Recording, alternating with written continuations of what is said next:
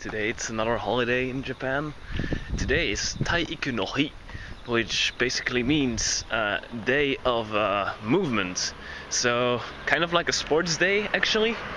So in all high schools and junior high schools, all schools actually, there's like sport events that are held for the kids to participate in, and parents go there as well to watch and have a good time. So what I will be doing today is check out the residences in Japan. So how do people live in Japan? Do they own a house? Are they in an apartment?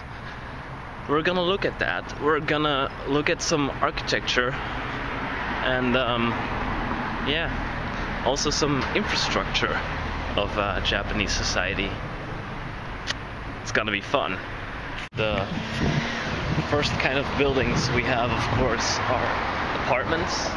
This is the cheapest way to live in Japan. The rooms are very small and the rent is pretty high compared to what space you can only get. So this is for the lower class.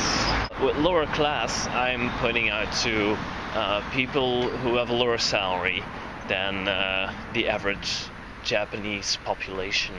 But as you can see, some of these buildings are pretty run down, pretty old. Apartments in Japan are grouped.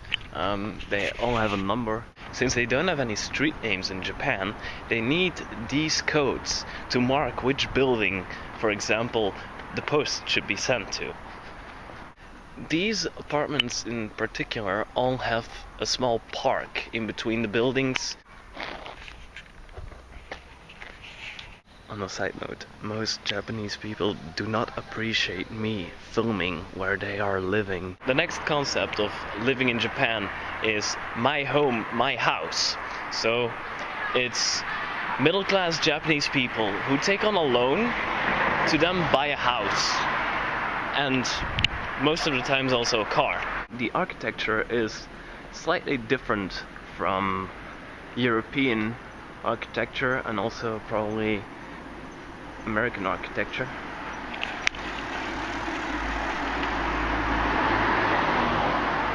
It's got this Japanese feel to it, and over there we've got a nice statue of a dog.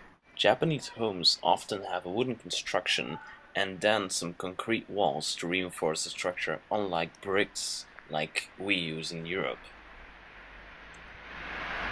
Street names is another interesting concept in Japan.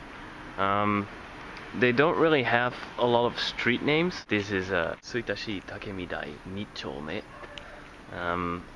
So they take a district, in this case it's Takemidai, and then they arrange it into parts, in fact. So this is Nichome. There's probably also Ichome, Sanchome, and so on and so on and so on. The weird part about this all is that depending on your region, sometimes the numbers don't even add up in a logical sense. So it's not that the first street is 1, the second street is 2, the third street is 3. No, it could be like 3, 1, 2. It's something that's from the old Japanese era, in which streets were numbered by the order they were building. So street 1 was the oldest street and street 3 would be the newest one.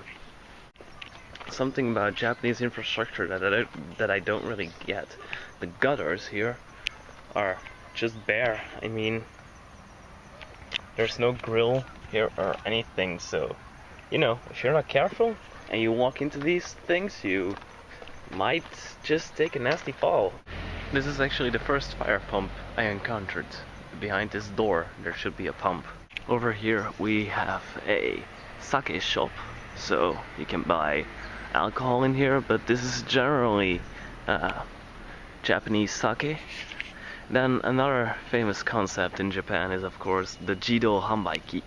So yeah, these are actually pretty easy to find in about every street. And if you can see over there, this one is actually for buying alcohol. Another concept is the combini. These are convenience stores. I think you have them in the United States as well, but we don't really have them in Belgium, for example.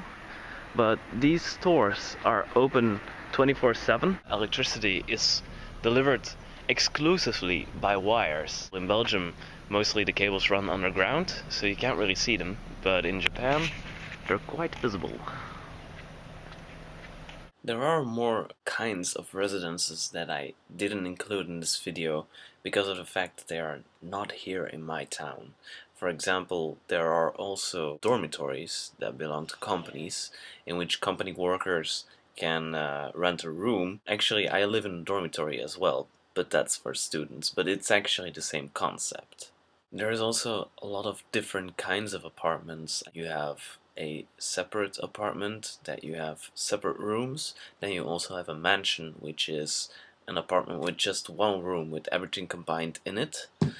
So there's a lot of different kinds of buildings, but I just went over the ones that are available here.